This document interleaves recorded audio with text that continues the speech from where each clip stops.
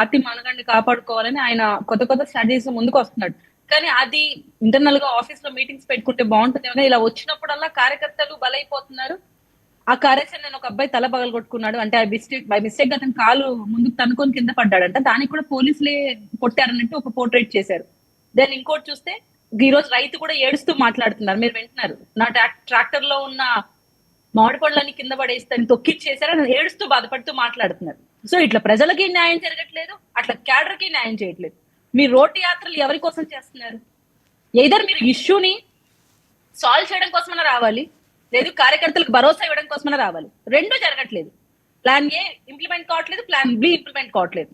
కేవలం బల ప్రదర్శన మాత్రమే కనపడుతుంది. ఆ బల ప్రదర్శన కన్నా న్యాయం జరుగుతోందా అంటే అన్యాయంగా సింగయ్య అనే వ్యక్తి బలైపోయాడు.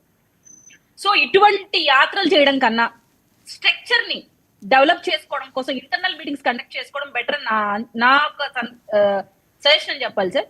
ఎందుకంటే వచ్చినప్పుడల్లా ఏ న్యాయం చేయలేనప్పుడు ఊరికి మా మీద దుమ్మెత్తి పడడానికి మీరు ఇంట్లోనే ఢిల్లీ కాన్ఫరెన్స్ పెట్టుకునేసి మీడియా వాళ్ళని పిలిపించుకొని మీరు మాట్లాడుకోవచ్చు, లేదంటే ప్రెస్ కాన్ఫరెన్స్ పెట్టచ్చు. ఇది బెటర్ థింగ్. ఇలా బయటకు వచ్చి అన్యాయంగా అమాయకులైన కార్యకర్తల్ని, సామాన్య ప్రజల్ని, అలాగే రైతుల్ని, ఇట్లాంటి వాళ్ళని బలి చేయకండి. ఇంకొక మెసేజ్ ఏంటంటే రౌడీ షీటర్లను పరామర్శించడానికి అటువంటి రావడం వల్ల యూత్ కి మంచి మెసేజ్ పోవట్లేదు. ఆల్రెడీ గత ప్రభుత్వంలో గంజాయి విచ్చలవిడిగా చలామణి అవ్వడం వల్ల చాలా మంది యువత పాడైపోయారు. ఆ ఉద్యోగాలు లేక వాలంటీర్ వ్యవస్థతో ఇంకా మనం చూసాం ఒక రకమైన స్ట్రక్చర్ లో ఒక రకమైన డిప్రెషన్ లోకి వెళ్ళిపోయారు. సో ఇప్పుడు కుటుంబ ప్రభుత్వం వచ్చిన తర్వాత మార్పులు చేస్తుంది. మీ సజెషన్స్ ఉంటే ప్రభుత్వానికి ఇవ్వండి.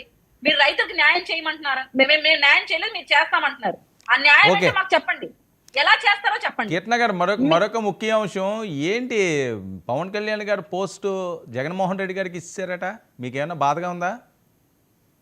ఏం పోస్ట్ ఏమి ఇచ్చారు సార్, అది క్లారిటీగా చెప్పమని చెప్పండి. కాదండి, పరిచయం ఇప్పుడు పెద్ద ఎత్తున ప్రచారం జరిగింది ఏంటి, చంద్రబాబు నాయుడు గారు దత్తపుత్రుడు పవన్ కళ్యాణ్ గారని, ఇప్పుడు జగన్మోహన్ రెడ్డి గారు అని చెప్పి శర్మిల గారు అంటున్నారు. వంశీ గారు చాలా క్లారిటీగా చెప్పారు, ఈ రాష్ట్ర పౌరులందరూ సీఎం గారికి బిడ్డలతో సమానం. ఆ విధంగానే షర్మిలా గారు కూడా ఆయన బిడ్డతో సమానం నేను అనుకుంటాను. ముఖ్యంగా షర్మిలా గారి మాట తీరు కరెక్ట్ గా కన్వే చేస్తే బాగుంది ఏ విధంగా అన్నారని. లేదు పవన్ కళ్యాణ్ గారిని దూషించడం కోసం, ఆ కర్మఫలం ఈరోజు అనుభవించడం కోసం ఇవే మాట జగన్మోహన్ రెడ్డి గారు అనిపించుకుంటున్నారేమో కూడా అనుకోవచ్చు మనం. గతంలో గత 5 ఏళ్లు ఇలాంటి నోటిదోళ్ళ మాటలతోనే జగన్మోహన్ రెడ్డి గారు చాలా చాలా ఇబ్బంది పెట్టారు మమ్మల్ని, మా అధ్యక్షుడిని. సో ఆ కర్మ ఈ రోజు ఆయనకు చుట్టుకుందని నేను అనుకుంటాను సార్. అందుకే వాళ్ళ చెల్లి రూపంలోనే ఈ రోజు ఆ మాట ఆయన అనిపించుకున్నారు. ఓకే, శేఖర్ రెడ్డి గారు చెప్పండి. ఎవరిని కర్మ వదిలిపెట్టదు. అందులో భాగంగా సొంత ఇంట్లో వాళ్ళే ఆయన వ్యతిరేకంగా ఈరోజు పనిచేయడం నిజంగా బాధ అనిపిస్తుంది. కానీ ఆయన కూడా సొంత చెల్లెల్ని, తల్లిని ఇలా రోడ్డుకు రావడం కూడా కరెక్ట్ కాదు కాబట్టి ఆయన అనుభవిస్తున్నారు అనుకుంటాను నేను. శేఖర్ సార్, ఎందుకు మాటికి తల్లి చెల్లి అంటారు? మళ్ళీ నేను 3 పిల్లలంటే ఏడుస్తారు. ఎందుకు చెప్పండి? శేఖర్ గారు మీకు క్లారిటీ ఎందుకు 4 అనిపించుకోవడం ఎందుకమ్మా? నేను మీకు క్లారిటీ విధానం మాట్లాడు. తల్లి చెల్లి రోడ్డు మీదకి లాగాడు, నందిని రోడ్డు మీదకి లాగాడు, ఎందుకు అవసరం?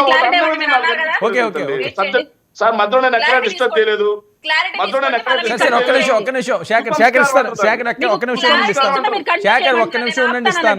ఒక్క నిమిషం శేఖర్ చెప్పండి. ఒక మాట మీరు అన్నా, నేను దానికి క్లారిటీ ఇస్తాను, మళ్ళీ మీరు కంటిన్యూ చేయండి. చెప్పండి. శేఖర్ ఓకే, నేను ఇస్తాను కదా, మీరు మాట్లాడితే ఒక్క నిమిషం వినండి. పోనీ ఏం చెప్తున్నారు? రాజకీయాలకు సంబంధం లేని వాళ్ళ వైఫ్ ని మీరు తీసుకొని వస్తే అది మీకు సంస్కారం లేదనుకుంటారు. రాజకీయంలో భాగస్వామి జగన్మోహన్ రెడ్డి గారు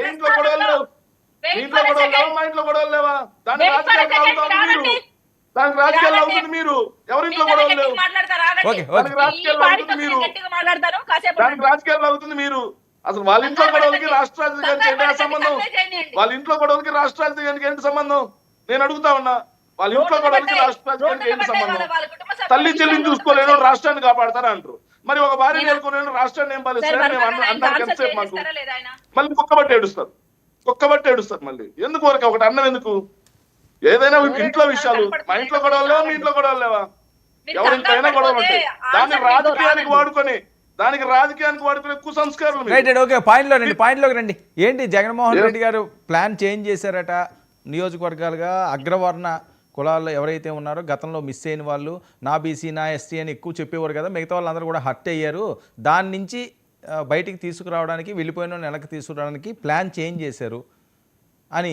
సార్ అదేమీ లేదు. యాక్చువల్లీ గవర్నమెంట్ ఏ పార్టీ అయినా, రాజకీయాల్లో ఉన్న ఏ పార్టీ అయినా సరే ఓటమి తర్వాత కంప్లీట్ గా అన్ని వర్గాలను కలుపుకోవాలని చూస్తుంది. అది ఎవరైనా సరే అన్ని వర్గాలను కలుపుకోవాలి. రాజకీయ పార్టీ పెట్టింది దేనికి పెడతారు? ఎవరైనా అధికారంలో రావడం కోసం పెడతాం. వేరే పార్టీని అధికారంలో రావడానికి పెట్టిన పార్టీ అయితే మాది కాదు.